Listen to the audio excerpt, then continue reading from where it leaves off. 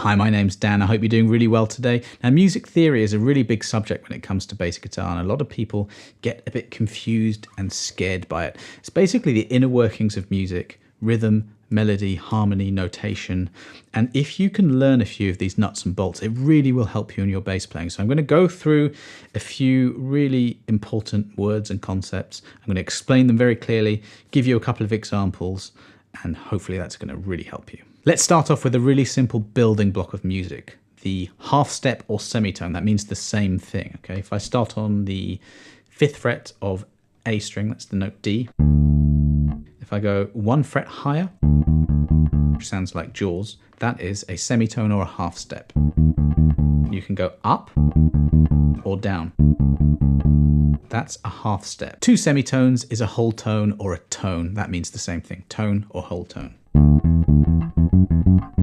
You get something called a whole tone scale, which is that pattern of a whole tone over and over again.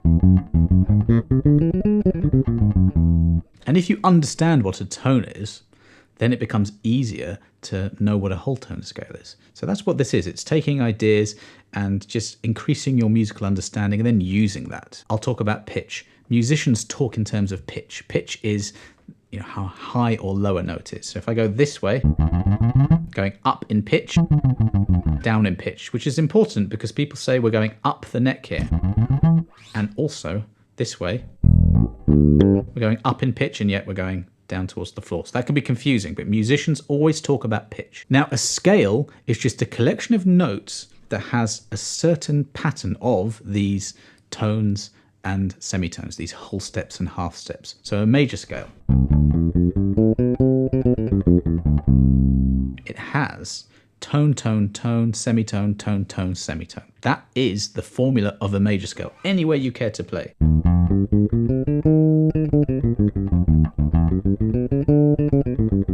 Any major scale is built from those notes. Diatonic is a word that you'll come across a lot, and that refers to a scale that has 7 notes and it has 5 whole steps, 2 half steps. That's basically your major scale, your natural minor scale, and all the modes, which covers a lot of music. C major has a relative minor. What that means, it has another minor scale that has exactly the same notes as it. Very easy to find, actually. It's just the 6th note.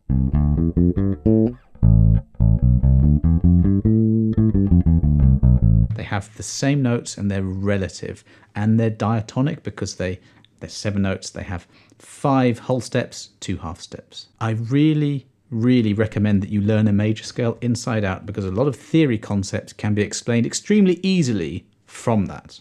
So let's start.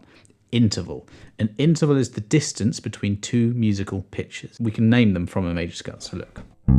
The first one's quite a special name. It's a root. The second note is a second, major second. Third note, major third. 4th note, perfect 4th.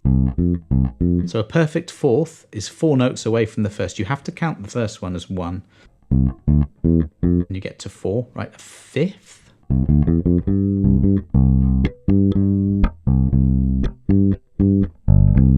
It's a very common thing to do that. Root, 5th, I'll jump to an octave. Octave means 8. 8th note in the scale. So you see we're making music from these things and you need to know the name. A 6th, I didn't get to that.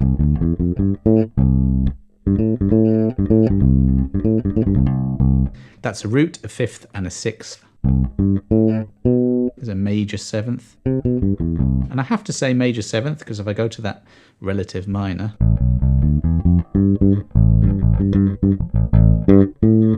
the 7th note is in a different place. It's a flat 7. So you have all these different intervals and they make up bass lines. You need to be able to know how to play them, like flat 7, major 7th, and then you can hear them. A triad is made up of the root note, the 3rd and the 5th.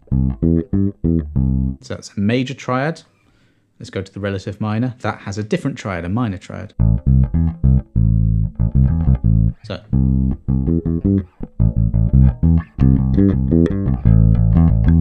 bass lines are made up from these notes. After a triad, we have an arpeggio. Just add an octave on, you've got an arpeggio. There are different types. We can do a seventh arpeggio by doing 1, 3, 5, 7. See how we're missing out a note each time.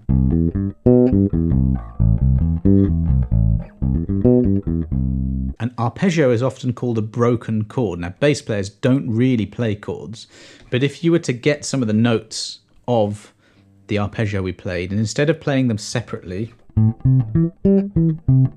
you played them together at the same time, you get a chord. So a chord is 3 or more notes played at the same time.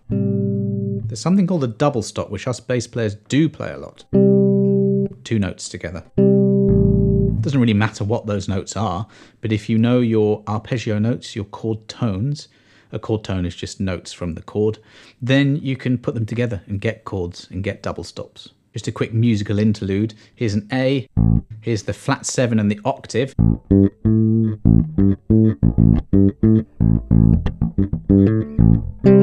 can make up bass lines with this. You know, these are the intervals, there's a double stop.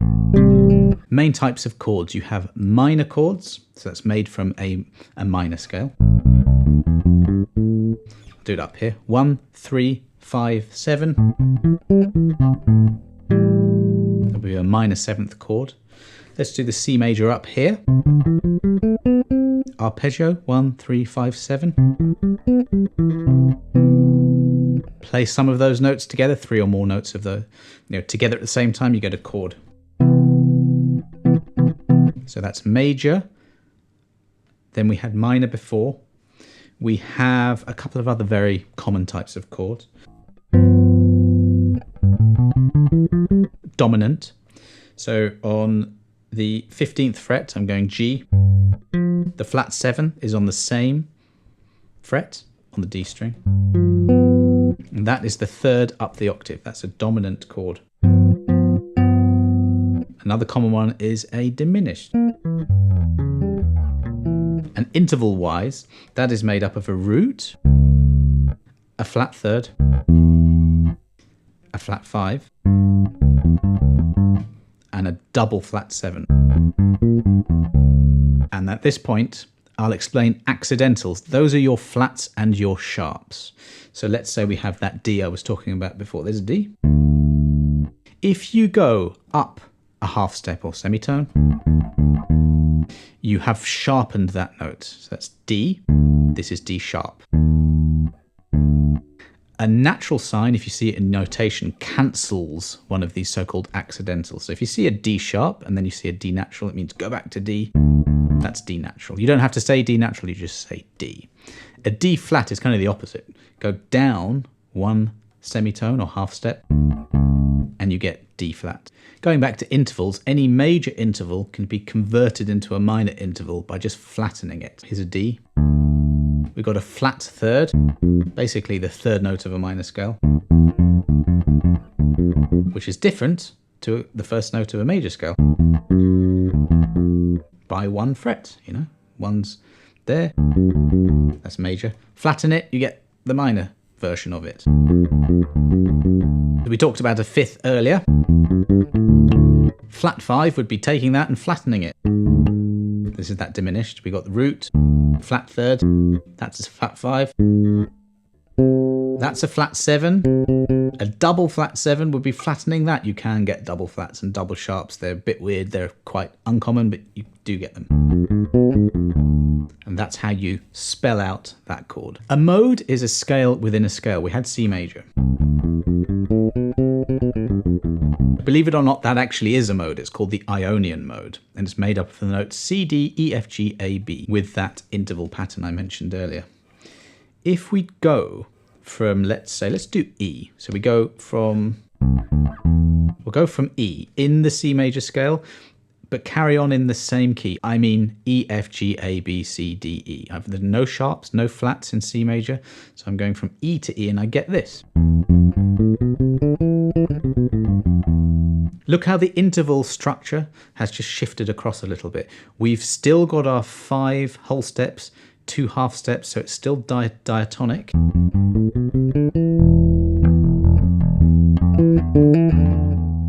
That's called a Phrygian mode.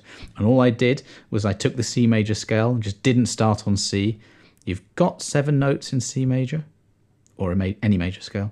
So you can start on any one of those 7 notes, play the notes from that key, and you've got 7 modes. There are other scales in which you have modes from them, the Melodic Minor and Harmonic Minor. A Melodic Minor looks exactly the same as a major scale, just with a flat third. So if you have C major, flatten the third. And we get this interesting scale used a lot in jazz, and you got lots of modes from that, including this incredibly weird one, and that's got lots of really rich intervals that are used in jazz. Harmonic minor looks exactly the same as a natural minor, with a major 7th instead of a minor 7th, and that gives you a really exotic sounding scale. So there are different scales and there are different modes within these different scales. I would say your major scale, natural minor, and the modes within those are probably the most common that you'll encounter in most styles of music. An inversion is where you turn a chord upside down. So we have like, that's C major, we start root, major 3rd, 5th, octave. But you can actually, that's still the same thing. Instead of playing the root as the lowest note, I'm starting on the 3rd. I've inverted the chord. It's represented with a slash. So this is a C chord. Chord, you can say chord or arpeggio interchangeably. I'm not literally playing a chord, but if you saw a chord symbol, that's what it would look like. But if I start from the E, it's a first inversion. So C/E, think fraction. The bit at the bottom is the bit on the right, and that's what you as a bass player are playing. A second inversion would have the 5th on the bass. Third inversion would have the 7th. So inverting just means playing one of the other chord tones as the lowest note. Harmony is the study of notes together. We had double stops, those were 2 notes. We had chords, those were 3 notes together. This is really important. Here's a C major scale.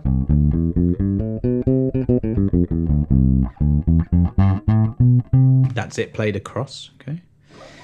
If I harmonize this scale, play the notes together, I can get a set of arpeggios. That's C major 7 on the 2nd chord, the D. And all I'm doing here, you've got D, E, F, G, A, B, C, D, and I'm taking the 1st, the 3rd, the 5th, and the 7th. That's what I'm doing on every single one of these notes. I'm doing a 7th arpeggio. You get a minor 7th arpeggio. Go to E, you actually get the same thing. Go to F next, you get a major 7th, same as the first one. The 5th one is a dominant 7th. The 6th is a minor 7th. Then we get a minor 7 flat 5, a half diminished, before returning to the first one again.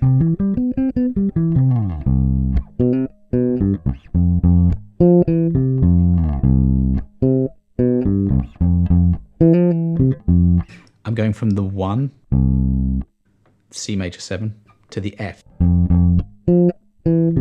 making up a bass line.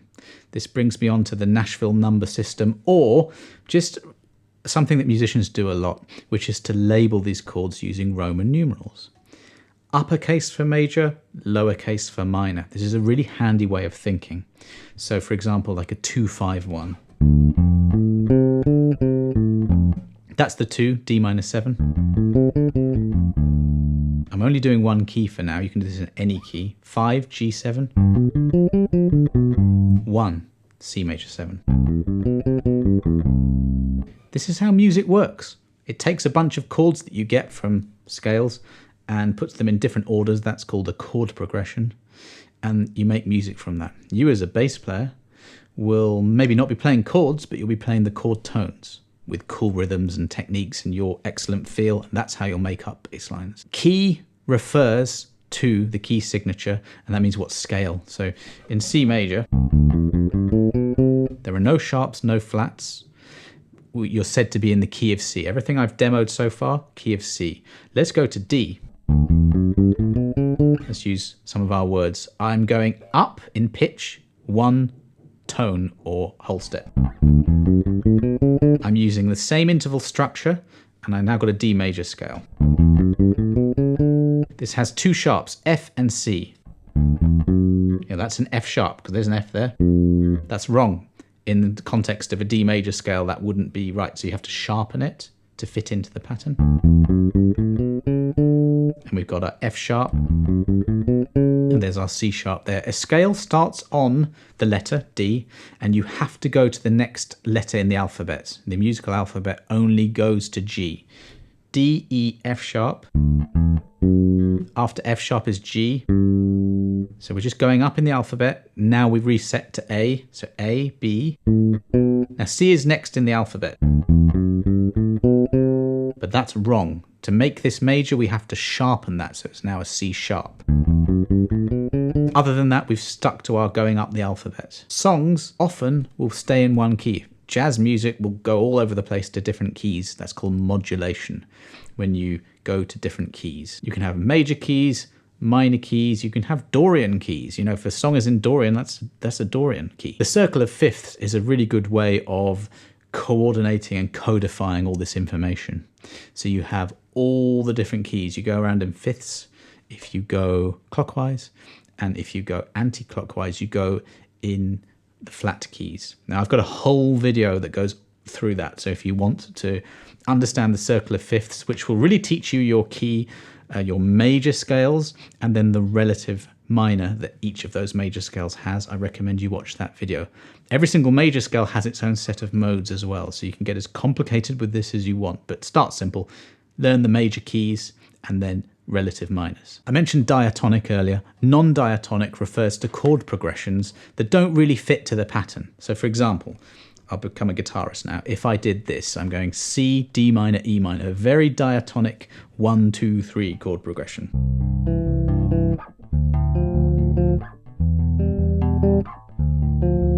Yeah, so 1, 2, 3, 2. What if I went...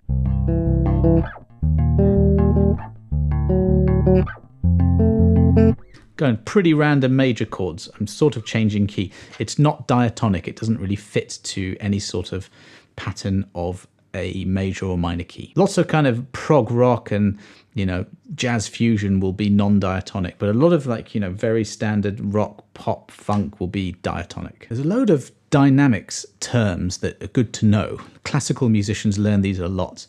You know, we don't really... Us pop people, we don't really use these terms, you know, like piano meaning quiet, forte meaning loud. But just really what you need to know is that dynamics refer to louds and softs, you know, accent, and accent is...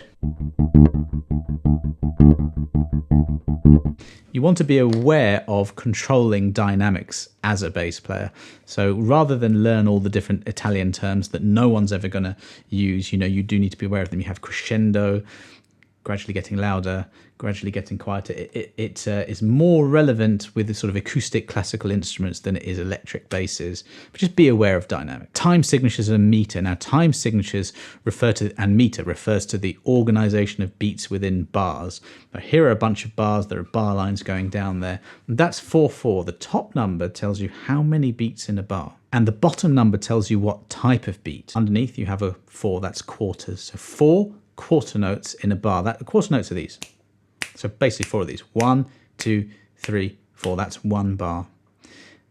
8 underneath refers to eighth notes, which are 1 and 2 and 3 and 4. And so let's say you see 7, 8. That's a really cool prog time signature. I've been listening to a lot of Dream Theater recently. There's loads of 7, 8. And the 7 means how many beats in a bar. And the bottom number, what type? So 7 eighth notes in a bar. So if we're going this fast, 8s are 1 and 2 and 3 and 4 and 1, 2, 3, 4. So 7 would be 1, 2, 3, 4, 5, 6, 7, 1, 2, 3, 4, 5, 6, 7. And it's quite weird, okay? So you've got different time signatures, 12, 8, 1, 2, 3, 4, 5, 6, 7, 8, 9, 10, 11, 12. You're basically counting 4. And you got 1, 2, 3, 1, 2, 3, 1, 2, 3, 1, 2, 3. Swing or shuffle is something you see a lot in music. So these are straight eighths. 1 and 2 and 3 and 4, and like rock. If you see this symbol, it means 2 eighth notes are equal to tied triplets. This is a triplet. These are the beats. So you got 3, hence triplet. Connect the first 2 together and just play so the first and the last. You get this kind of shuffle thing. There, those are your triplets, da da da. But other than that, 8 equal that. It just means, and jazz, you know.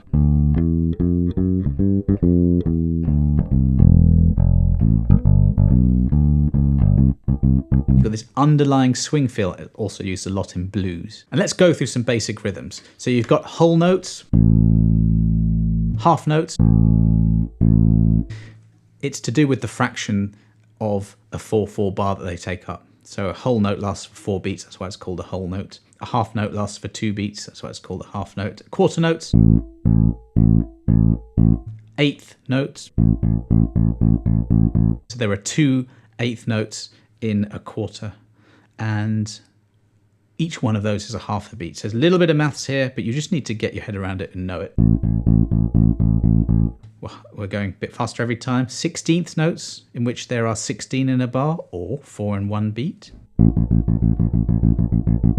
You know, this kind of thing. You know, Jacko, Bootsy, kind of 16th note bass lines. They're used a lot in that style of music. Syncopation, that's something you hear a lot. That's where you get rhythms that stress the off beats. Basically, here are the beats. 1, 2, 3, 4. If you tap your foot hits the floor on the beats, and your foot comes up on the off beats. 1 and 2 and 3 and 4, and the ands, if you're counting that way. And so if I go 1, 2, 3, 4. You know, all these notes are not landing on the beats, so these are syncopated rhythms. Again, you hear it a lot in funk music. I know that there are a lot of terms there. You don't need to memorize all of them. This video is just really an overview, and there are loads more that I've left out. But I do have lessons more or less on any one of these individual concepts, and if I don't, I'll do them. So do subscribe to the channel. If I've left out anything really obvious, put it in the comments below. Perhaps I'll do a video on that. But I just think that the more you know about theory, the better. Not just for the sake of it. I hope I've demonstrated a couple of times in that video how you can take a theoretical concept and run with it and make music with it. But if you, for example, can hear intervals, you understand them, you can hear them, then, you know, all a bass line is just a collection of notes that are made up of intervals. And if you can understand that, if you can study it, if you can work on it, then when you listen to music, you're going to be able to figure out bass lines really easily, and you're going to be able to create bass lines really easily. So this isn't just something that we're doing because we have to, or, you know, I don't know. We're doing this to get better. That's why we're learning music theory. So I hope you enjoyed that video. Please do subscribe to the channel, and I'll see you on the next one.